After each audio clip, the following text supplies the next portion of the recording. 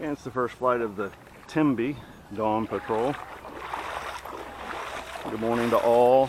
Ferg, Dave. Dave, you invited a friend over whose name escapes me. But seemed like a heck of a nice guy. And flaps half. No. Flaps half. Flaps up. I was just talking on my other video about the eventuality of RVing for a living, about half a year, and trying to do RC at the same time. And real nice fellow named Mike McClelland, I believe, or Mark McClelland, came on and gave his observations. He's been full-time in 8 years. He's a work camper with a K. He'll go someplace and hire out his services for some months at a time. And he says it's interesting trying to get up with a local club, because effectively many times you're dealing with grumpy old men that look at you askew. And I could see it clear as day. I hired on to my club about, I think, probably 4 years ago now, and they looked at me with a jaundiced eye, as my father would say.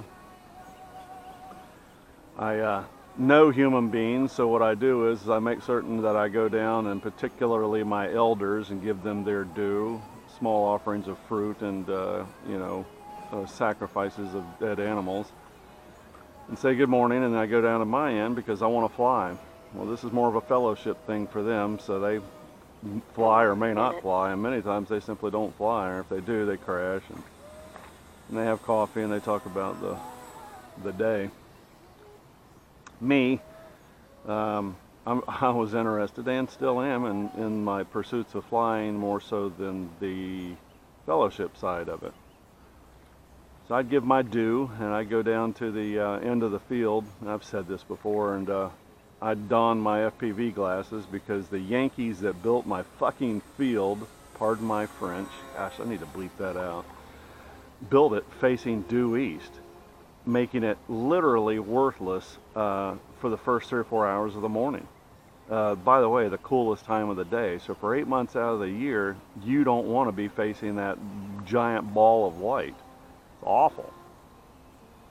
Absolutely awful. Let's see what she does here. I get it, Daddy. 3 minutes.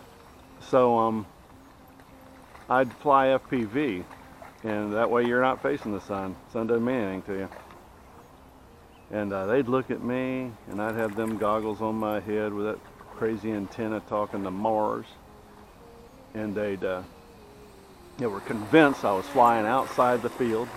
I know he is. I'd say, well, you know, I'd say you had a leg to stand on, but I video each and every flight. And what you're used to seeing is planes staying well within the field, but I fly literally within, 100 feet of the fence. So, come look at my stuff. In fact, it's public. Come look at every flight that I fly. And sometimes it's videoed twice. It's videoed from the perspective of a ground station and the onboard camera.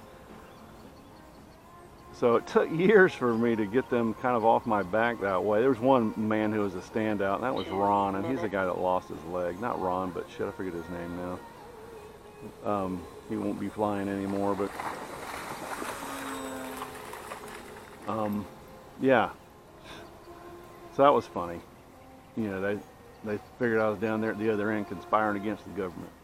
And the funny thing about that is because of my odd schedule, I'll come for 60 days in a row during the middle of the week, and then I won't come again for a month. Once I hit weekends off, because this is a very solitary sport, I'd hang out with my wife, who I like a whole lot better than my flying buddies.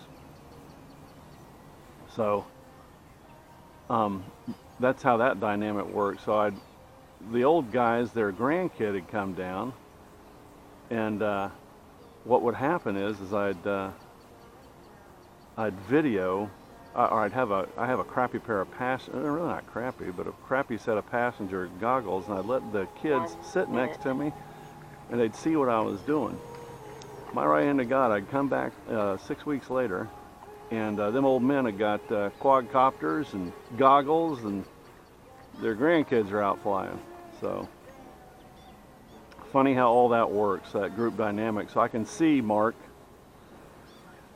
that if I ended up in, let's say, Banner Elk, Wisconsin, and I found an AMA field, and I could finally get a hold of a contact person who, it's probably late because the old men barely know how to use the interwebs, that once I got to the lock gate, I made arrangements with them, and once I got to the lock gate, they're going to look at me like I'm a freaking serial killer because I don't belong. And as much as they want it to be a club, they want it to be a club for just them. 10 seconds. 10 seconds. 10 I seconds, suspect, 10 seconds, unlike 10 mine seconds, with 150 10 some odd seconds, members, 10 seconds, that that's 10 probably the seconds, dynamic. 10 seconds.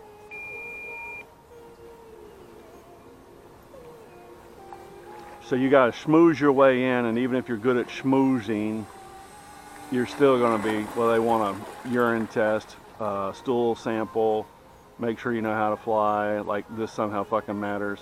See, now I cursed again. Gosh darn it.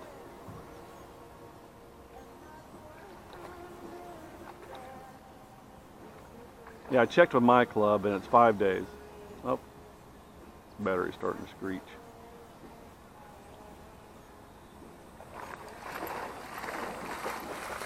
Timby.